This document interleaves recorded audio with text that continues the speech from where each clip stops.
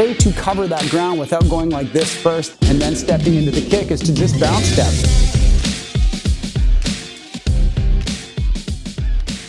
This video is in response to a comment by Deska Shadow 452 from our ultimate technique to close the distance. So that was the one where we did the bounce step to cover ground. And the question was essentially, are there other applications to the bounce step? Short answer is yes, so we'll get into that. So we'll start with just showing you what the bounce step is. We've got a lead and a rear leg bounce step. So essentially, we are standing here. Easiest way to think about it, same thing we said in the last video, was you lift up your rear leg, put it down closer to your front leg, and then you do a step in. That wasn't very bouncy, but if I do it more bouncy, you'll see that lift and go. We used it to cover ground and throw the two. We'll get back into the different applications, but just that rear bounce step, lift rear foot, land close, step. If you do it a bit faster, we also have a lead bounce step, and it looks a lot like your classic switch step. Some people would say it is a switch step. I have a small differentiation in the way I think about it. To me, a switch step is a simultaneous landing, and then you fire. Whereas for me, the bounce step is the lead foot lands first and then goes. You lift your lead foot, you put it down slightly behind what was your rear foot, and then you take a step in. So it's got that same thing where you lift a foot, put it down behind the other, lift this one, put it down behind the other, and take a step. Do that a bit faster, and you've got that boom, boom.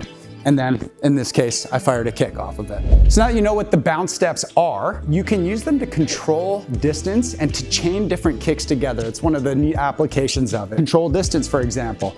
If I did my standard roundhouse and he didn't move at all, I might hurt my toes on his arm. I'm not gonna get a flush hit with my shin.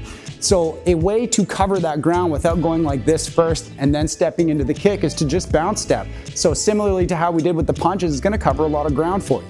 You just bounce step and fire, okay? It can be done with the lead leg as well.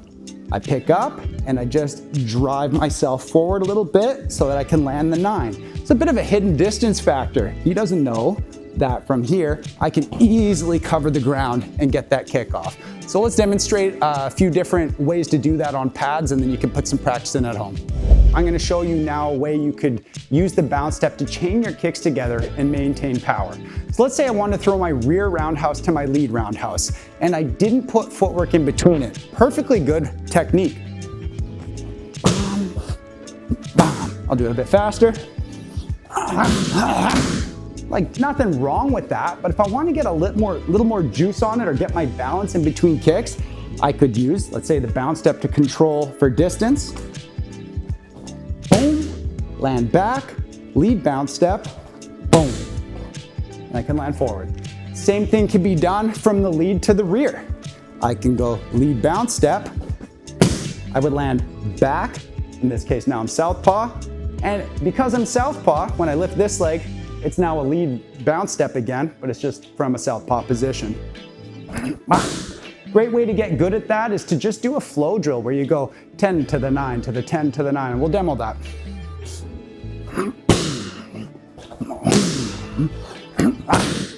And step, boom, land back, and step, boom.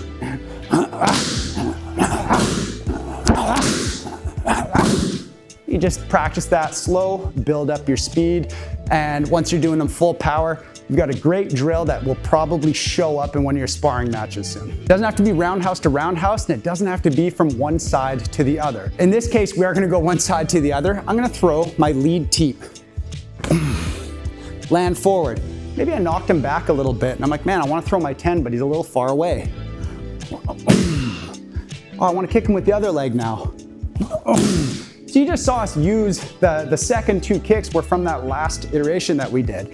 I throw a teep, knocks my opponent off balance. I don't want to lose my opportunity, so we're able to get that nice fluid transition. Kick, plant, bounce step, kick, plant, bounce step, kick. We can also include knees in this. So we're gonna go 10, land back, lead bounce step, but this time to set up the 11, land forward. Well, I want to make some space. made too much space. So I have to bounce step into the 10. Yeah. So we'll try that one more time. We go. Oh. And you do it smoothly, you build up that cadence with your partner so you can do it nice and smoothly. But again, you're seeing bounce steps, chaining different kicks and knees together. So far, everything you've seen has been one leg sets up the other leg, sets up the other leg, but you can do bounce steps to chain 2 kicks on the same side. So I'm gonna throw a lead teep, and then from here, I wanna hit him with the left roundhouse. I don't wanna have to go down and then switch and go. So what we can do is use the lead bounce step from elevation. I'll do that a little bit smoother here.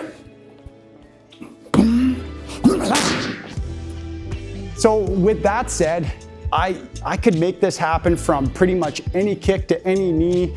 I could go knee to knee, from leg to leg, I could go 10 to 10 here. I kick him once, he backs up, bounce step, bounce step. You can really explore a lot of different ways to chain kicks, knees, your teeps, your roundhouses together. Try to get fluid with them, and you'll notice you're able to maintain power and control for distance better because you can choose to make up more ground or make up less using these bounce step techniques.